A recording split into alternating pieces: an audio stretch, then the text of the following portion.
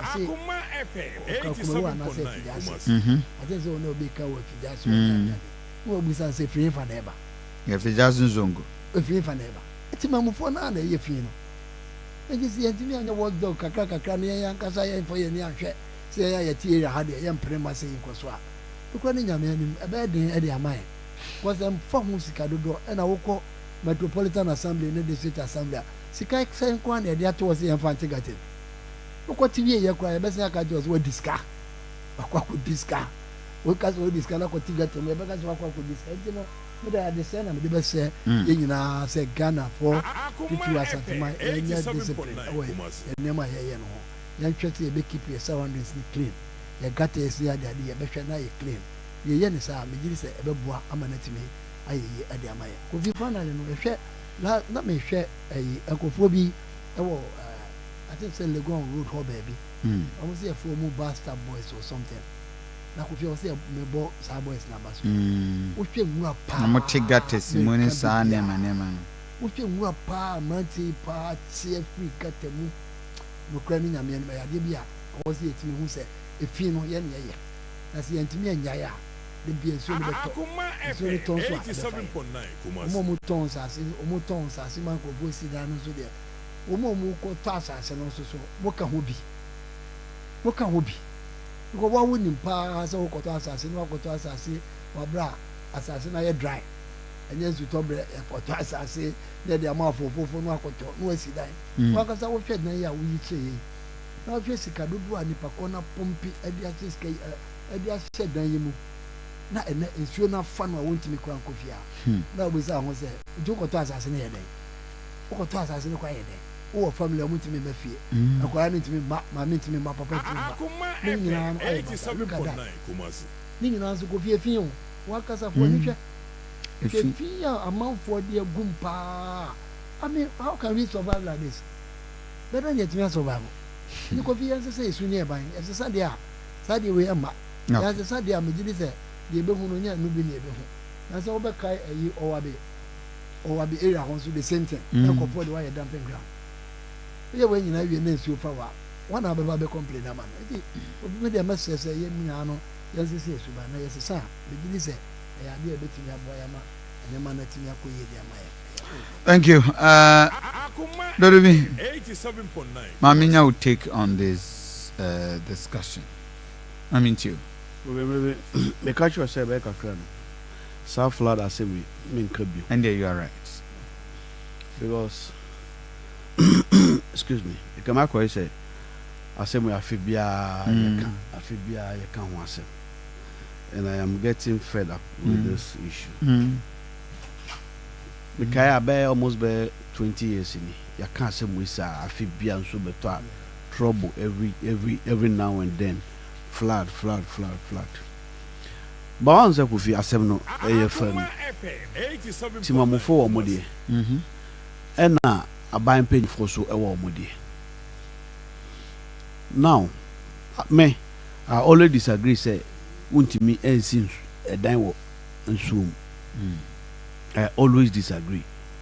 Ubeti me see a dime won't soon with the proper architectural designs. So what I say, bet me see dime, none soon na mwase. No way you got that, none soon not take it course. And no. See, and you're gonna hang qua and I say so a pukra among for sit down. So what I say, among for see airport, a weapon.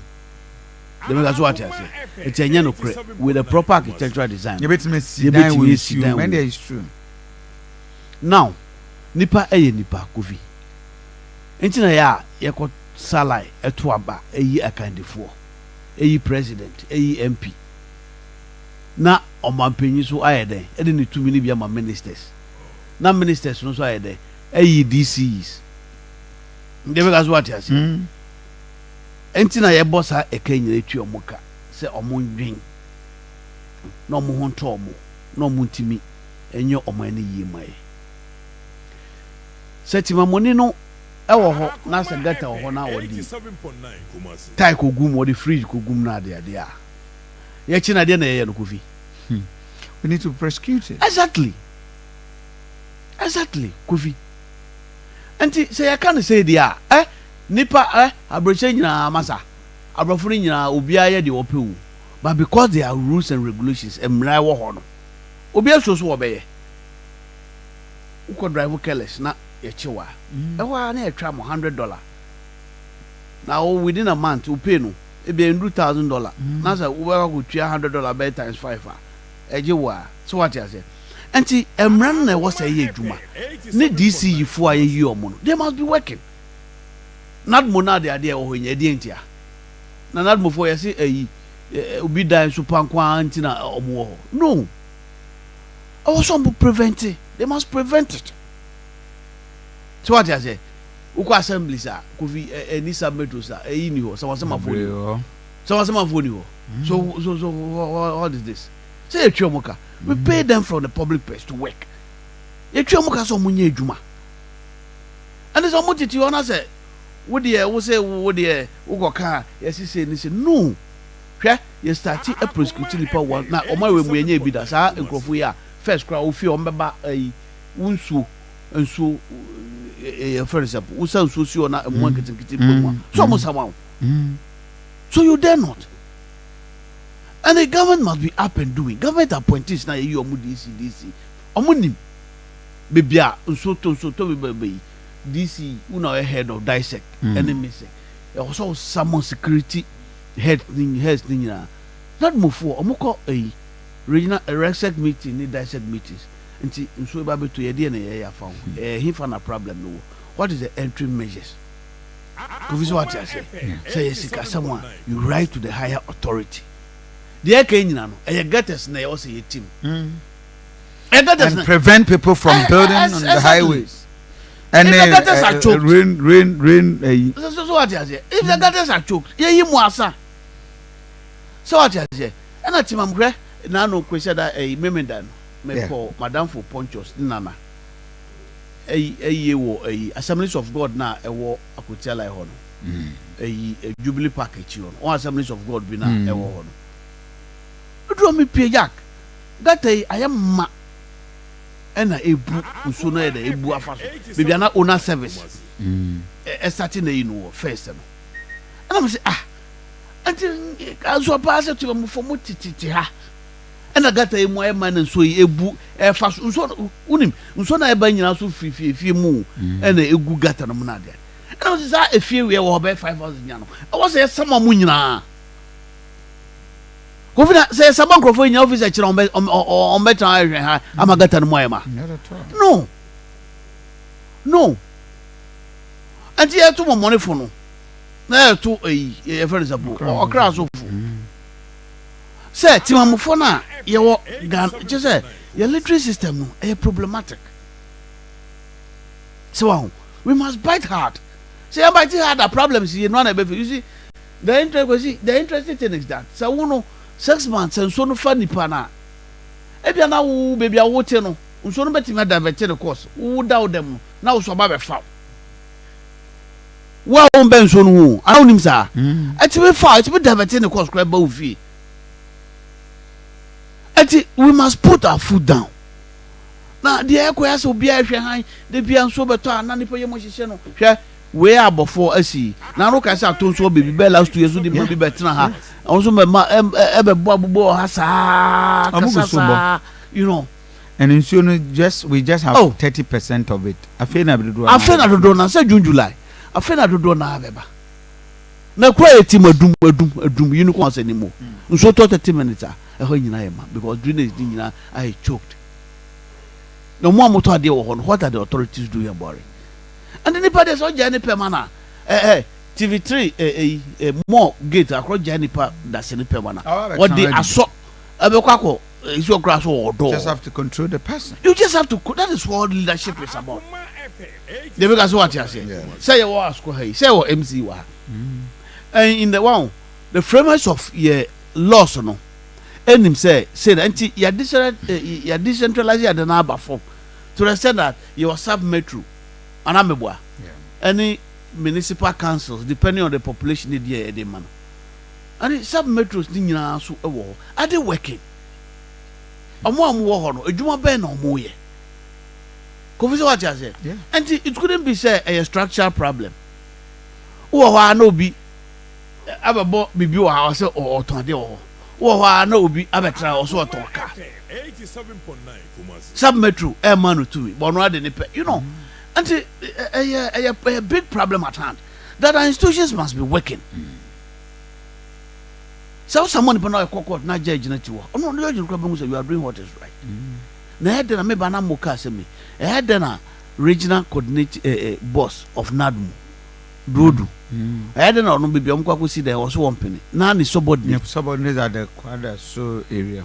no supervisor for the illegal filling. So ask yourself, say, and this idea we a regional boss. We see that idea we. No way. Now we subordinate. And no, then also here. Any punishment. You must Public take service, it no. Exactly. Public service, no. Exactly. You see, the no gross insubordination. Yeah. It is there. You must summon him. Quite yeah, say then why? I say any boss one penny. Or no, challenging the boss authority. Patasi close to the ambassador. You want to check on? Oh, baby, I AGI few no one. Okay. Abuja restaurant. Who's any few was raw? Who from who are right? See, ambassador. It's your mahu. Kwana no hwa omo fele ya du ba bi ni eni anu brim mu a say na che NADMU officer na ogina okogina ho anadwo mo fele. Can you imagine this? Yejiden wo wiase. No NADMU officer na you talk. You see, until Kofi, your system, the entire system needs overhauling. So that make sure. Na say who is subordinate to ho na say o boss catch us say adiwi e de you ni beba o man wi enti benya na wo afa control say wakoji ke usu wakoye dio wakwa gina ho anadwo na mo feeling go visit what you say enti the DC for no say they must be up and doing seriously they must be up and doing yeah okwa assemblies ni nyina omo big more photography of the areas are so etimi e funny panade flat areas na de e was say be May ho na e start no mo ye meetings so jack e ha no seni excavators bi na mo wa kopa na ya timu kakra utimu kakra better se be hwe han ama nipa wu so ya lock nipa on dem na de wow baby an so timi fa nipa de but ye de na ya say afibia no e gi say ye ka asem afibia chale I'm getting tired of all this because I don't know. You can't say we over almost every year, 20 years in the Asante. You can't flood. You must all be up. Anyway, Akoma FM 87.9 Kumasi. Natural one. Obetimi aka say obi a ne say na say. But we a man-made o. A man-made disaster. Anya dia a free baby an eba. Ya yenim. And I made the idea back one. You can was sanitary officers, no set time tankers, no near the other. But come to think of it, almost me a general 24/7. I bet you, bed the power security or get an old say, we've been coaching now 24/7, no officer, will be my 2 ball and more. And the people knows to Mose. It's your own at the neighbor. It's one in the neighbor, since you're a bus, I'll be PMO, Central Market. Central Market, we get new market, no more drains the one in now. About the PMO. No more, sir. Yes, exactly. Proper drainage system. Proper drainage. Exactly. Proper drainage. No. Now, if you na a decomuno, I don't make one say. If you na ordinary, and we'll be doing with General Wash and Waka Junction, the Unipa sanitation officer. Now, I say, you'll be a metu. How many a day? Omo do ye say omo betimi afese anema we nyina betimi gide so omo ye inspections no na ye yanka sanso ye sesa yesu e be ma djuma no aye mre e de ama ye nyina go me nyine se betimi afa sanitation officer be say 1000 some de bia we ko gina na we gina wo side whole day baby no kra na do no omo de bawo on say no kra de e be ye fruitless exercise ba de omo ni say na do no nkofo ne de ba say ye ba na say Angoga junction na ye se ho nyina fie ne tena omo gata na ya samo omo nyina mo ye hwe han say na ma no mo ye it is because before tora ye hwe han e na ma we nyina obiti be free no the ball abegu but if you na take responsibility of their area obi ba they will quickly report the person no they shall quickly report the person. Say, let us take it out. Yan kasa yen so mu yen fanya adwuma. Go ye ne sa na beboa yen. No kura ni ye nya nipa no na wo hwɛ anwaga ho ya. Efie bi ani ho. Apart from a gas filling station na wo any total no. Efie bi ani sa nkyɛn wa wo be. Efie wo ho. Eche wo nyina efie wo ho ko pie gata na no. Me no ya adwuma ba bi a wo mu de ade ne begu no. Ete se de obi wo ka mu no wo hwɛ bibi agu ho no ko. Okay. What I say? Wo hwɛ baby atai egu ya se nya ensuo bi pa no odene. Ejimi twe tai emfiri baby sa medu ho. Fridge dada na twe ne sa firi baby na de aba. Ejimi gire se esuba na wo se sesa no. Kofi esuba na wo se sesa no. Let's have more opportunity to people to robbers. Let's say obi o wa o ka tell say onko ye gata ni say ya obekọ 3 trips or so akọ 10 trips. Na no wade agis ka no de kọ. Osika nke de be ye bibia ma no ye nya mfa nyema o. Eto so mienu no we yan kasa so na sanitation no de amoa fence tuntum ni ne manemen. E ya na de bebre. Cause throughout baby a obedu bia almost ha bridge kase bia wo bia no. Amanfo say no. Baby a na say wo hwe fufuo bi a ewo ayi ofa ayensa ho wo ze kwa bi da ho a o ma ye new bridge bi a wo fa ho e de kopie mu anya bank ayi wo de kopie mu estate ayensa estate o ze kwa bi da anya Bank of Ghana de no esoro no o ma ye ba ko bi wo ayensa double road ne so wo fa ke bi a biwe Coca-Cola na chi wa utimi wura mu sa kopie mu ho da chi ho wo fa wo sa kwa bi da wa wo ma ye bridge fufu a wo mo ye na kama ene wo go do anko vasta te de gat ball egu enti what do we do enti ye best sepa se yen se suban Asante ma yen se suban na ye se suban na ne ma we nyina no betimi ye afi ho wo mo de wo ne ma begu mu anajo wo mo de ball abegu ba bi anajo na se mu wo be kai se wo mo de containers ba ye e be sisi nkwanje obi free ni fi a no the Aduanaba begu no the Aduanaba begu abede ne asati ewia ye me hu ya ne se yanim ho omo de bako be si omo de credo nyina batutu mu omo so na je se ne betuko o twitwa credo ni nyina de ko roba no ne hia no that's been no bo kase no bi kama eno omo de credo atumu omo ye wire e de atwa mu asianom o roba no ne hia no to wo twitwa roba no wo se credo no bo bibia bo but ye twa roba no plastic no kwani. Okay. How long can we survive? That day ya did that swing na so ni abefako. Got a year you can say. That day omo de to got a swing na no so be so anopa got an da ho obi aba be yi no de ko. Enti Kofi Yesuba no was yes no. Francis, 30 years of practicing democracy in Ghana. Africa, Ibituma Kase Ghana, we are the beacon of democracy. Yeah, Kofi, I say Ebano, West Africa, Habia. I can say we are the beacon of democracy. I see. So now, for now, the Metimaka say yes. There are other examples which Liberia Omanya over 100 years. But some constitution, now they are starting all over again. But for now, they think that yes, Ghana they are beating me.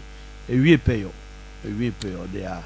At the end of the pay, going into this year's election, a lot of issues linking it to the various leadership, the crop of leaders Ghana's face. Kofi, I think that for now the danger chance and say every 4 years we go to the polls. So what I say? Every 4 years, if you know Ibiano, Ghana Libya, I don't know what the office of your mind. Abruzzo at most 8 years. Abruzzo at most 8 good years. Hello.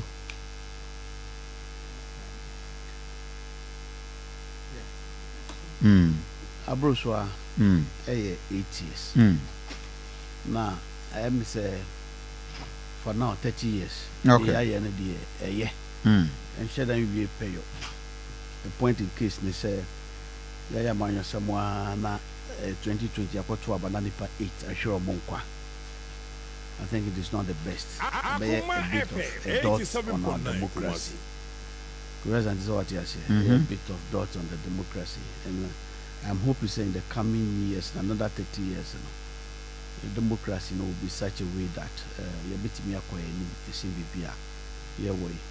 hwɛ from 92 saa 96 saa de kukura mu kakra saa though 92 MPP for number parliament was one-sided my Yampaba we didn't throw our hands in the air Yampaba ejijina mu said there was a ye be those no monte MPP for non ti the air na se Akoma FM 87.9 Kumasi ya bedu ho ya chichira mazisi ano omo aba on board ama beka ho ama yenyira ya yamana yi until for now I think yes yeah nesa yes beka sa amade achi but ye no na yenyira ya tu ye honfo se we enye sikan enye etu eye kokurumuti na wo de kwa kire wadwe so what ya se eye kokurumuti adwe nkire se oyi ne beba de Kofi akade bia ye ntra na ye twitwa mbɔ ye ho se ya ni ya no twitwa mbɔ ye ho se ya kosi se men be so beto aba yeah so I think ye nyina ye timamu fu nyina na wo se di asida emaye NDC MPP CPP all the minority parties ye serious no so be strong in our democracy if once serious no e be strong with democracy mo a e ma democracy no so ye de etintim we are de na nya amutimi e ka say ye John Mahamo say eye nanado say ye hwan serious no so we are the nya motimi aka cho se bema bebia wo kɔ no enye ebia electoral commission de wo ye no di oyi ni ebeba nti ye keka ne se kakra I think that we'll get there. Akoma FM 87.9 okay Kwasi Ghana's democracy Ghana's democracy ne de nyame ne he danase sonko kwaso kra ya baby enye easy mpempi no ya na nipa no bi adwe ka twom se no achi ya na Ghana ba yo ya pepi ya be famu so ya famu ankasa Ghana ho achi ya ankasa ena nyame dia beduru ha obi Kwasi asa wo ha wani o da bi Kofi no kwa na meka e ho akire yes Kofi won na won ta revolution mu dana e de ma ho ni nyina bi o ma ho bi Kofi yase yenya kwa mekoma ana kwa mekoma ba oba ya office woni yenya kotoka yenya ankra no yenya a champion yenya kotoka yenya ankra yenya frifa ansana yebenya buzia yeah 2 years 2.5 years oba ya 72 no ba ya wa medu ba bia anapa omo yi no fi ho yebi en ye ba champion a champion so ba ya no wonya 7 to 8 years ansana palace school no eba ye ekufo oba ya no so ba benya 1 year bia odi ba be dane enema mu kakra omu dane enema mu aye be ko democracy no ano na Rollins ba ya obeti wo mu ekunkum omu nyina o omu nyina sojafo be se nwotwe anopa ba ko yankoti ayese mumra teshi range eni se bia mayanka ye kwa kumnam se nipa ne de omu achichiri duam se de bia de ayese corruption kalabule hwanhwani ya je ni nyina di asojafo nwotwe ebo duam kun wo mu ya Rollins ba be fa komia no di bible so me miensa sesen odani ade no ode ma liman eni se liman de enka liman ba ye no na nka ye democracy no ne aba be hyase na nka bibi e koso de me ne ko hu ye 87.1 ya to aba wie eni se o December de yingina ye kwa kwaji ani ya ye bibi awie 31st December yankoti ya si man bi na oba akoko no wasi atiesi town Jerry John Rollins Junior Jesus na Ghana for yensu yetigu mu let the blood flow heje ya keka ya unze du baby no onye nipa nkumbio na atiesi ya yankase so Kofi meka kuzi ni nyina bagana ha ama ye betuli man Rollins ba ye no beka chese o de ade bia ba ye friend of Provisional National Defense Council e kasa de ye provisional na chese nka soja ban no de ba no da bosu me miensa bi na ka watoto ne niam na ka provisional na si ni ase ya be si ya dada mu provisional 1 2 3 4 5 6 7 8 9 10 11 years with provisional 11 good years ya soja ban kan kabi ojina ka so wasimo na anajo ojina ha wasi ahiafo no mo fie toilet ni wa wotimi ko cantonment mesikafo ni bi toilet mienu ho mo ko na mo ko twa mo to ho basa ani e de trantem Kofi na nye ize especially 92 no so ba ya san de kombi e be pie Ghana ha so be kai Rolling Stone na batu ye how asana Rolling ko ya san transmogrify ye every 19 friend say osan done na ho another 8 years. No, sir, no, Ghana, we started our democracy. Oh, we voted for him. Oh, men can not make us be able to. That was what done in the home. What done in the home? Be anti you because a German soldier or done in the home by a civilian. It's a civilian and son obey a soldier. Oh, that be Kofi. Or a soldier and Robert Diacomiano. I can the normal circumstances will be a new say. You better about there. Not so those days, Crano. Now, Rollins now, Casamid is a no pesogina. But on one in Kofi. I know quite there were people I know more young. They don't be any say Pino. You be ye few. Now, what kind of this one? I know they know about the time another 8 years. And you know, P and this in only and this in Quanoa. Home 19 years. 19 oh. It will be in 19 years. Not that time you need parliament. 11 years you need parliament. You need Bibia. What need them necessary. No one to me as a Ghana. That's a near to near Castle say, Obia, or no Bibia, you cried or parliament could get to me as I know the I know. That's what I know what was a Bibia, not as I know day. They can't wait now the Aquacus said, you are from one, they are baby head. What you're gonna say, your constitution no cry here, no. And then my baby will move around and conform pet. Then he pump pet, but also boo and gusso. Because I'm on fire fed up. Where are our tears we? Why, you be and fat, our man and 3 man and da. And idea will be Jamu Amaka yet.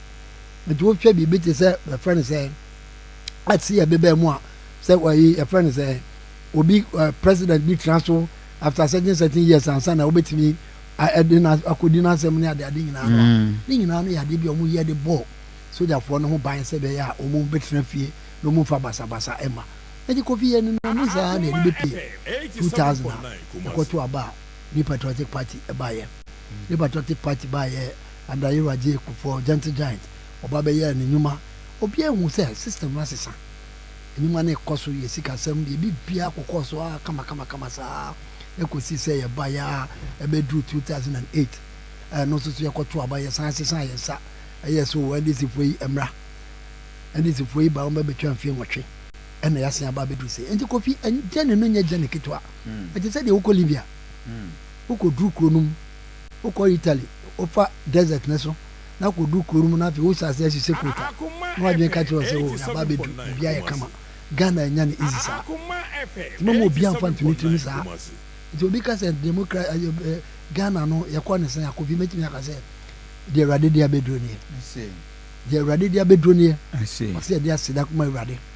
So one for young party, young because Ghana, young Konda.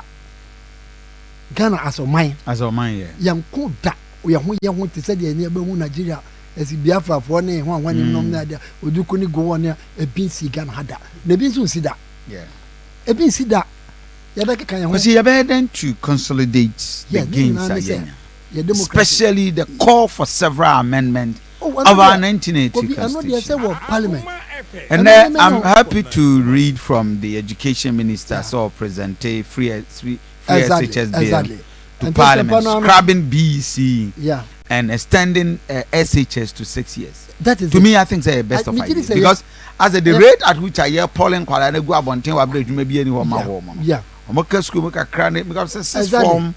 And then that time, no. Na boa mani pa no be ba no no aye well cooked. Kofi ano na ye ano na man ye A level O level ne sa level ni na boa ma. Sa obi okọ level na we ni nwoma chen. Sa obi o SS ne. Kofi me dey is education system. I think we need to work. And no ye nya sa friend say infrastructure ni ade e be boa nkoda ne through the system no. Me dey is e be boa. Because na wo GSS a obey science ni ade nyina. Wo lab na nyama ni na wo a. Betimi dey akọ mu SS. Eti mejiri se ba no sana ebeboy ba kofiade America ni na se democracy enipa na ye enfri ba bia na eba ye players no na wo se ma ye ni da ho ne make sure say e bedi no kra ma ye ti afo no na ye mfa entro ne ade enko wiwre mu eteso bi oni e behwe se wo be sisi wo ho na wakwa akoto aba na mpompi bibi se enko votrim se chinchin bo atin se wo se me na menya ye be kwa koto aba no enti de be na wo ka che kozi che ama na dwura sesa na ba beto aba de ama nti yenye ni saa na pe yekoto aba no nyina yete ase se ye wo correct people a omu kwa akɔhwɛ so ye wo mu be kan omu be declare results na se bibia mu ayeye no wotimo se mu ada wo fan menye ni se obi be ka cho se registration we apart from say be ka se da na edi kan ne mienu bi yenya problem no ana ye nyina yete ase se ya trodi no God so good yasa nya ne tie e dey free letter commission say August ombese bie no ma ye mop up kama enti wo wantimi antwo no August no betimi akọ wa ye dey wakọ akọtwo di edu time no so wakọ akọtwo aba ye ma amanfo nti ase se anya hunahuna ne ntokwa ene ye de to aba no onsa ne ye ba akọ konti che de ye ba akọ ko na kọche wajene it's as simple as that ne mo fancy kan ko mo fa kuma nko ene ye mpene ene obi be wiam ne adade obi be wiam no se pa Kofi better no wi abem yes obi church and how it is done better no wi abem abana ye to ni nyina no yes obi baby wo kwa o ma chichem nipa to abana ni ye bo so pa na ye be 2000 anambo yes ye no 1000 wo de do so pa ye fa na 1700 800 it is a polling station na 800 ni ntimi monitor hwe 800 na ye dwene ka che se bia ababy free baby na e ba na se ye ho okay 800 ni ahwe so 800 no ye keka bo mu na ba be constituency enti wo mo ye be yi mo se mo nkɔhwɛ no wo ma mani na ho na mo nhwɛ so obi a ma nkɔfa foreign material bi a ma obi me ba ho so me kwakɔ na kwakɔ da ka de kwan wo enti ye jai sa na mani nyina ye na se ye ma fo ta se aye adwenkyerɛ kɔ na kɔkyerɛ wagene anyo obi a na beto ama in the wisdom of constitution no a tell say we 50+1 baby any more you say we be 100% answer na why president and as we there and in the case of members of parliament krano obi 2 krano obi 2 ana mebo a won as we be who stand eti ye man ntase say aba na ekoto ye president to man me hu da say bi obi aba be ka say me de o man me ba ma ba be say no menya hu bia na wo hu bia na ka waka che obi no wa kasa na mum no ekwan ye fa so akọ no ene difa ekwan ye fa so akọ no ne difa keke me konkra na nsen wo hwe kwan ya nti ya ba se ye fa ko fredua yeah for now they just say ya fa ko what I say but obi nso de won say obe fa straight path na na aba na mum no so wonya obi no ka je so wo konkra no de na ni tresire mu ha no so hu se o pese o fa kwa tintin bi so se wo kro timi wewura mu ananboa utimi wewura mu sa be si water wo sa na de 87.9 Kumasi I what is say bandaya na say me nim de ba utimi fa what I say utimi fa oba enti me de aye we so aye de kono na wo se etimi kire okay say na me fa so de makọ na mum no so wo fi se kwan no wa ema wa no wa hwe de kwan na tia ba kai wo se kwanti emusuo I see Francis in areas yes especially with amendment eba politicians especially parliamentarians man focus they appears to be selfish almost they champion it they push it for the country means a delay Bambaben was so on one Casa Crash started proposing the removal of Article 71 on one call for and they been authority and said no you dare not touch. He mentioned it Enra at the press soiree. I don't have the full recall. But that is what he said. I don't know. Tema or Mampendera for the free SHS if free 3 years ago 4 years eco parliament right? Sure, I should think so. But is it free as from 3 years to 4 years go 4 time eco parliament Akoma FM 87.9 Kumasi committee and I'm was committee this are report no by but yes but the different Atame's government came to change it. And to me, with this bill, yeah, best scrap the BEC system, na eco parliament. The new fear is that, I mean, said the next government, through that process, coupling this and adding this to the general discussions, Ghana, your democracy, no, especially the constitution. It's outliving its purpose, and there should be a way out of serious amendments. Said the solidify and consolidate in the gains democracy. Now, will be a advantage considering the potholes na wo mu no mama enyodoa as we seen the shake-ups in Kenya and other part of African countries. Francis, the constitution no you can say living a purpose and yes sanity portions we are yes exactly and this it is good not entirety though but because you heard the nearby baby man e cho omo mra no ne ade no mra ne bebre o a yes and almost here for some specific people and a purpose the PNDC law PNDC law na nyamra na kasa se ni ko bi me diri se yan hwe de enye wo mu no e dey prevent wo to do it. There have been several constitutional committees atamas de so ye ejewe atamas ye why is it not the patrol so adan na yenyusu no abusa se parliament de no mu ya omu hwe na omu ntimi nya ho bibi omu fi se bibi omu anya they know more than us. Anyway, Francis, maybe I'll take on all these. Kofi, you see, they also what you say, democracy, no, and you're one of even. Okay. Sorry, preoccupy.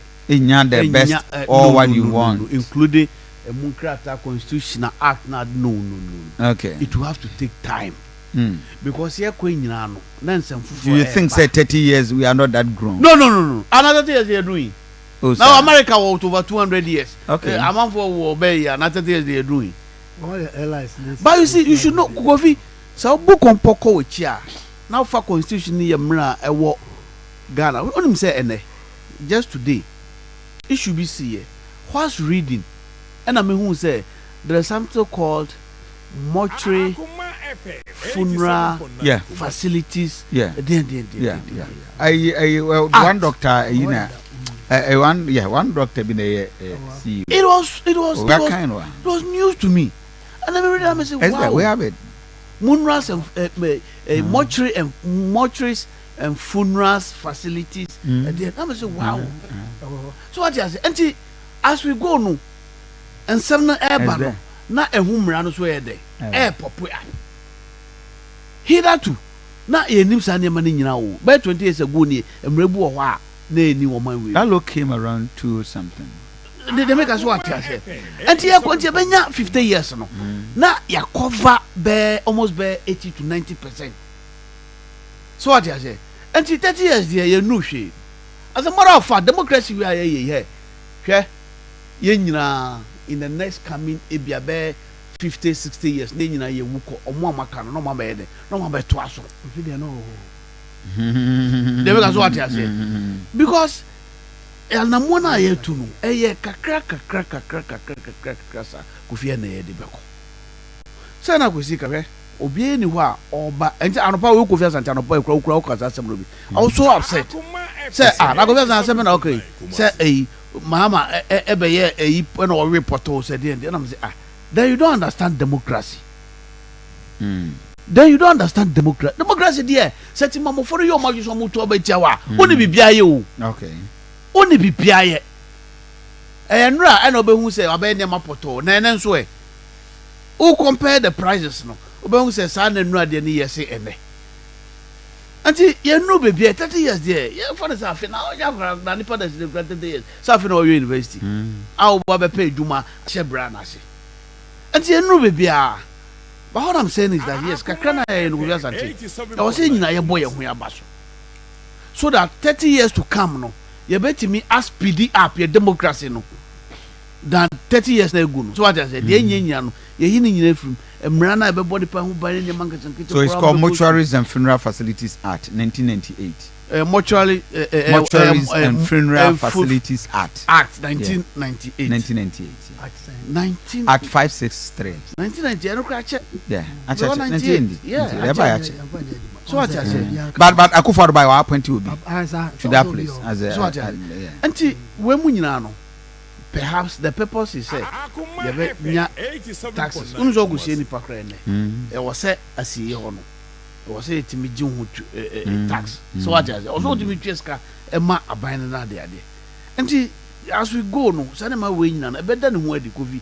Any one of intimate sorry prego pe enye nyina say ye democracy 30 years no ye nyina bibia pepe no emre constitution ankasa kra no framers no omo amoko consultative assembly no mo ye akasa kra ehun say eha etochima kakra to chima wa wa say ye ne say we to chima wa eti ye boaboa no kakra sa Kofi na ye review so what I say ye review no as we go na adwe kirefo fro ye de eba ene IT artificial intelligence ene ewomu yi ene nye social media ene take place asa we see Kenya no mo ni leader wo ni made o mo ye aye mobile phone ya o social media yi ene mo dey mobilizing people close to be million no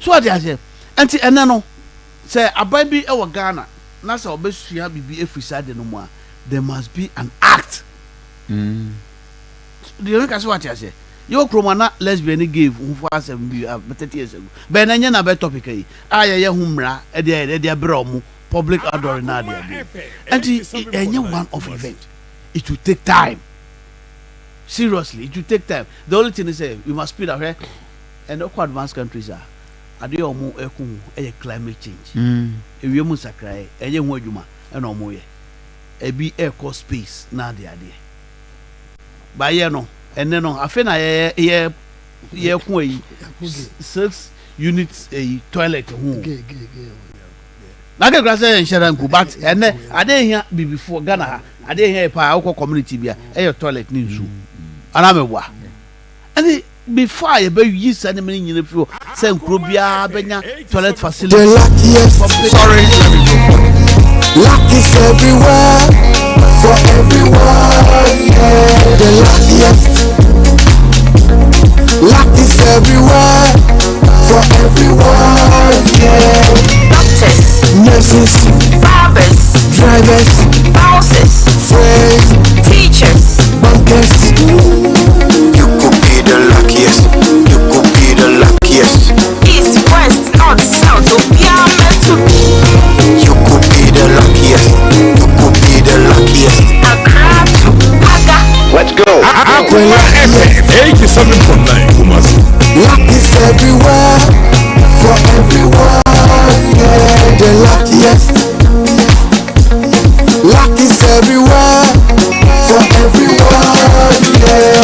Doctors, nurses, barbers, drivers, houses, friends, teachers, bankers. The luckiest. You could be the luckiest. Right, Francis Kafra, Yanko. Ovianti, I said that's a kebia. Yes. Tell me say yeah. And dive into the body politics. Your own friend, Dr. Matthew Opoku-Prep, Akoma FM 87.9 as a running mate. We'll show images there, but I want to me Akoma a very, very, very rousing Pentecostal handshake. And man focus, I said, those who were fighting for him are being a scapegoat, and don't fight somebody's fight for. Look at the images, very lovely and interesting in our body politics. We really we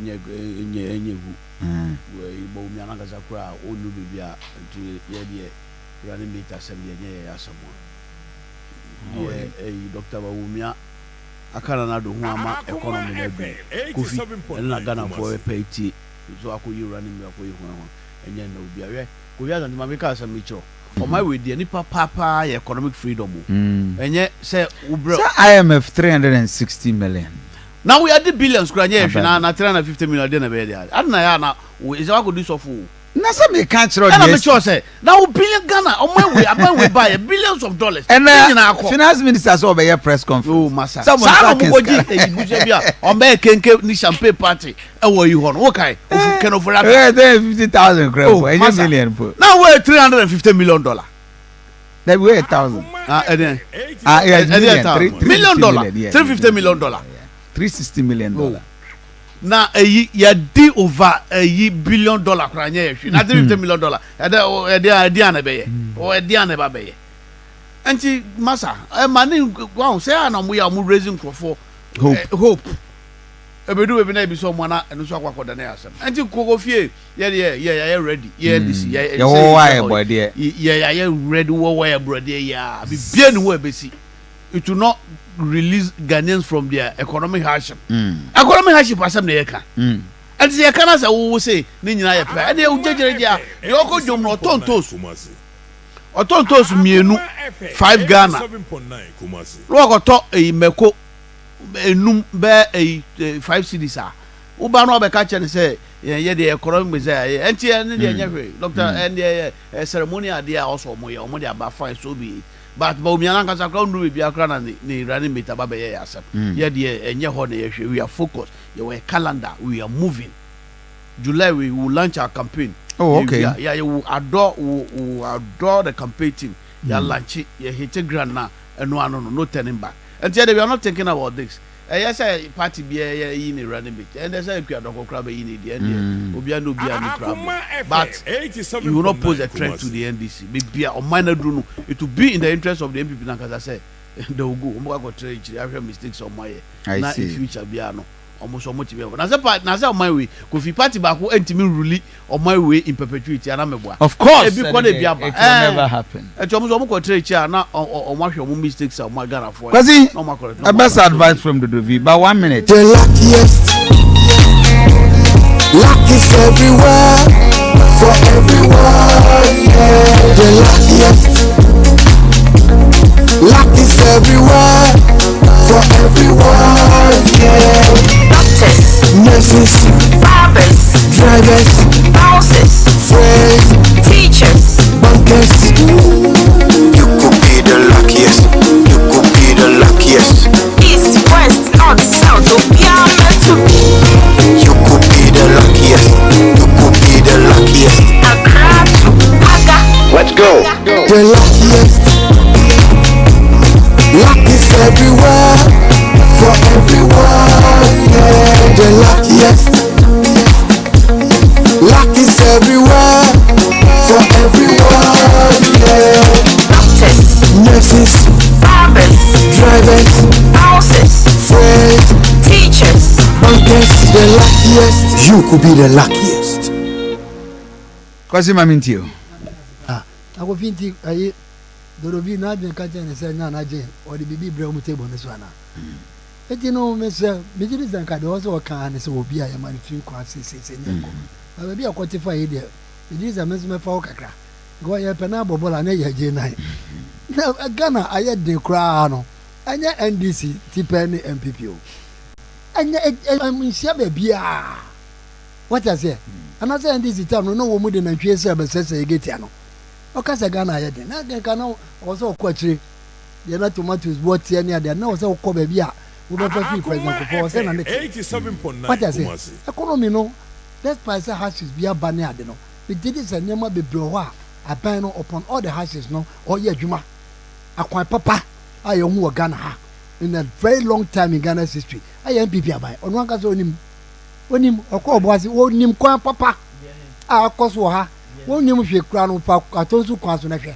na nti sa na ye bola road bola na na kwan fu pa na da ho no wo fi kebia e de kwakopie mu ho jache kwan so a wutimi hu akwa papa duwa kare na bi ni ha mi anka sa me ko mu kwa nwoma wo fi ahojo na wo de kokwa nwoma hwe kwan no ekosi tere kwanta hwe kwan no busa dodo bi se na bi o ha na wọn kasa kọ ọbuase na hwẹ town roads no kọ mampọ na hwẹ town roads kọ efijase na hwẹ town roads kọ dwabe na hwẹ town roads hwẹ kwan papa even at all kọ ade fi Anita Junction Anita hotel hɔ ade fi hɔ ade akọ pie mu ɛwɔ yɛfrɛ ne sɛn ade fi hɔ akọ pie mu ɛwɔ dwabe ne ade hwɛ kwan papa hwɛ schools a papa aban na si look at that for yourself hwɛ yɛn kɔ da almost about 1.8 million na ɛkɔ school ɛwɔ secondary school ne technical hwɛ nneɛma papa nkɔda na nya wɔn de sua deɛ with their tablets near their there.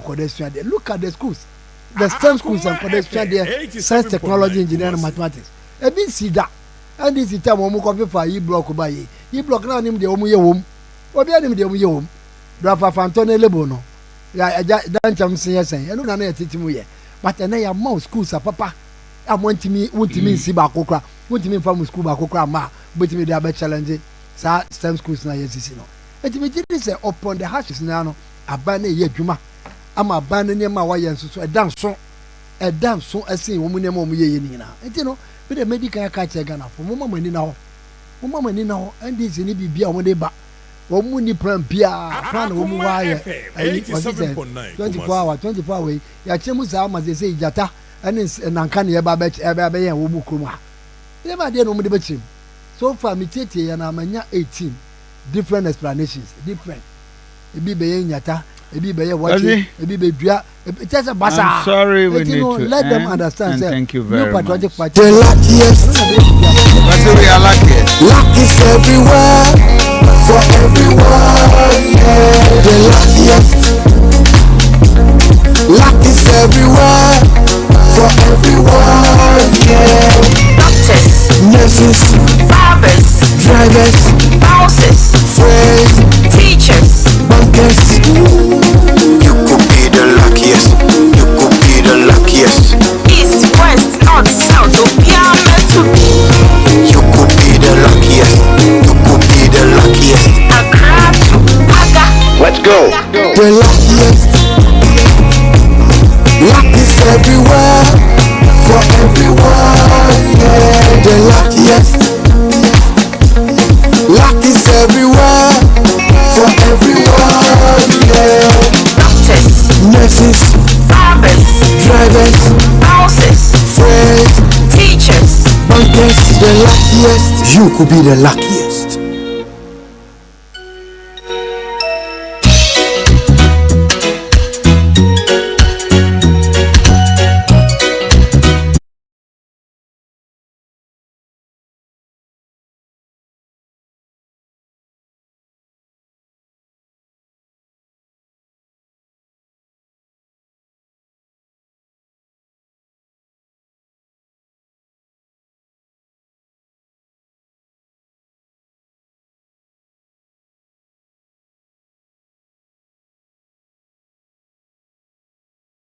Of course, let's thank God and happy birthday to some individuals.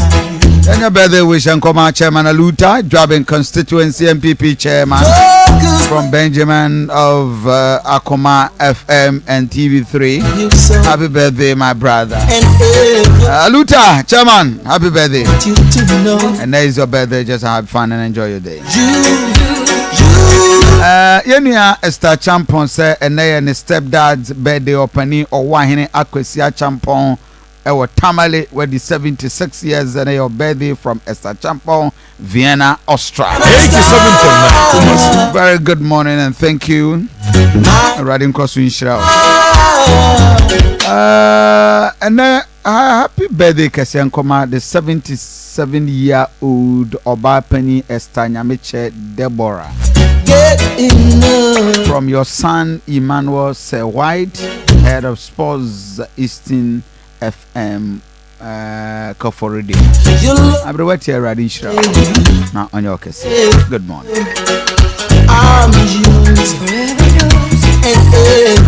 On that note, thank you very much. For when I'm ready, I do your video at Akoma 87.9 FM. Until we meet again, stay blessed and be blessed. 2020 best day Akoma breve. But until we part with, American says sack them. There are people in your life, they will still not be relevant to you. Our country, I will call. Take the opportunity and sack them. Good morning. May the Lord be with you.